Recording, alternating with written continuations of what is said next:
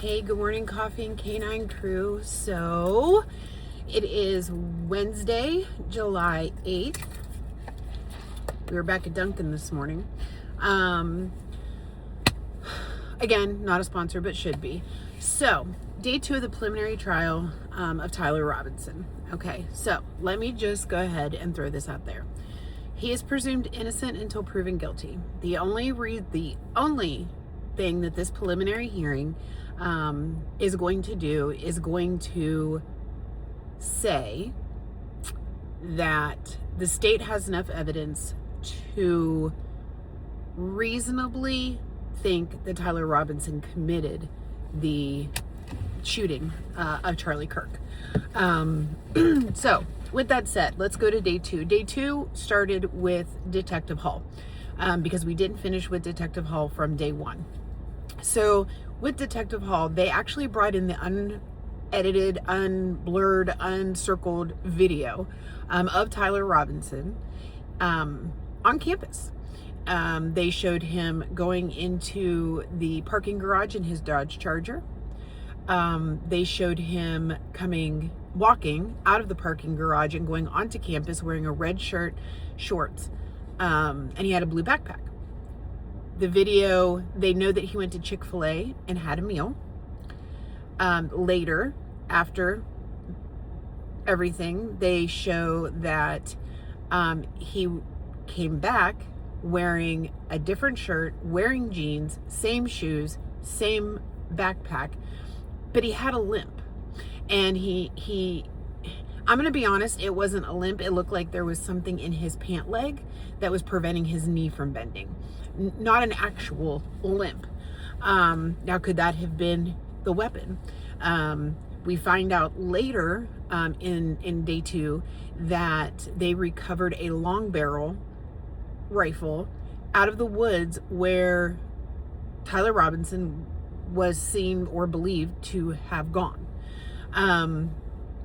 Now, Kathy Objection Nestor did not say much in today's hearing. It was a lot of Attorney Novak. Now, Attorney Novak, I'm going to be honest with y'all, his style is not my cup of tea, but he is still a defense attorney. And so, in a very weird kind of move, the state brought up one of their witnesses, then put that witness on hold. The defense called their witness, who is a DNA expert, out of order and went through DNA with her. Okay, her name is Miss Baker. This was probably the most frustrating part of this to watch. How do I explain it? She was very knowledgeable. And she spoke to the judge. She didn't speak to the defense attorney. You can tell that she knows exactly what she's talking about. I mean, I enjoyed her as a witness. But it almost seemed to me that Attorney Novak impeached his own witness.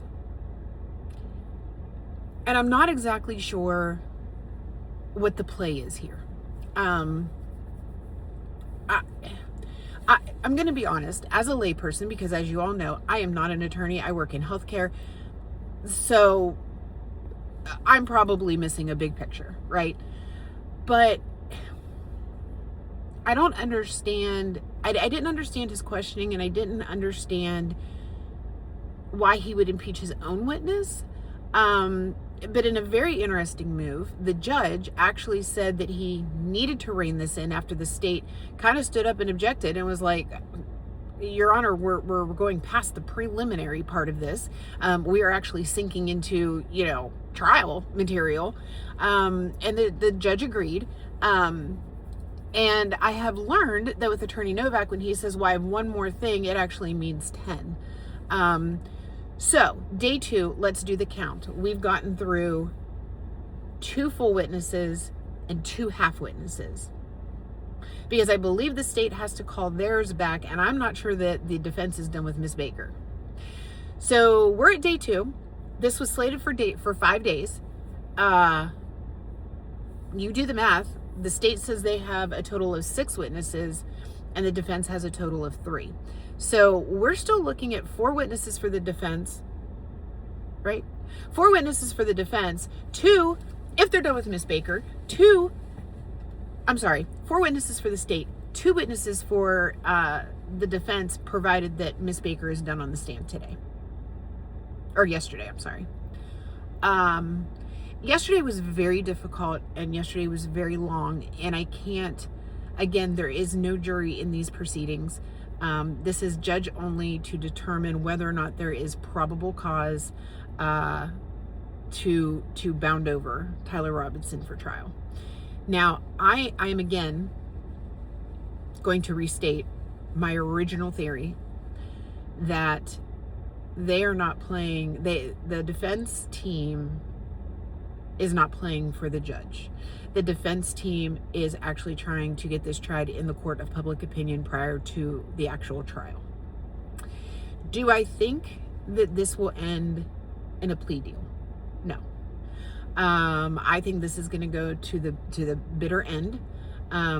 But I also said that in Kohberger and was completely wrong, because the day Kohberger pleaded guilty to the charges. I know that the defense is trying very hard to get the death penalty off the table. I don't know if that is going to work. The video evidence of Tyler Robinson coming in and out of the university campus, that was pretty damning, I'm gonna be honest. But again, I'm not an attorney. I'm not a judge. I'm not a magistrate. I am a layperson who is just watching these trials and who loves true crime. And I have kind of probably a very unhealthy obsession with true crime. So, Kathy Nestor was very quiet today, in yesterday's hearing. And that kind of scares me, because I kind of think maybe she's winding up for today. And all the objections, and again, lawyers are going to lawyer, and I understand that, and I understand why she's doing it. But again, I also really believe that they are trying to try this preliminary hearing and use it as a trial in the court of public opinion. So those are my thoughts on day 2. I'm going to try to catch day 3, but again, full-time job. I was going to try to upload a video last night, but by the time I got home and did the things that you need to do, right, it got too late. So of course you get my early morning recap, thoughts and opinions review of the previous day's preliminary hearing events. I'm going to be honest, I do not know that they will finish this in 5 days. I don't know if the judge will let it go over 5 days, but we will be here for all of it. I am invested in this case, and I'm going to be honest with y'all. Please keep politics out of the comments. If you're going to comment, this is not to me a political thing.